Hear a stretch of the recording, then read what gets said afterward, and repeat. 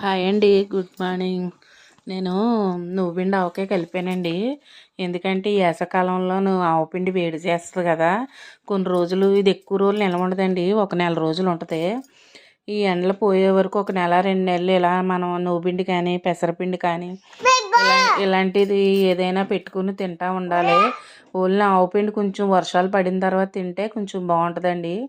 ఇప్పుడైతే కొంచెం ఆవపిండితో లేదంటే పెసరపిండి లేదంటే మెంతిపిండి ఇలా కొద్దిగా కలుపుకొని ఒక 15 రోజులు నెల రోజులు అలా కలుపుకొని ఉంటే మనకి వేడి చేయకుండా ఉంటుందండి. మనం ఆవకాయ తిన్నామన్న ఫీలింగ్ ఉంటుంది. తలర చేసేస్తున్నాడండి.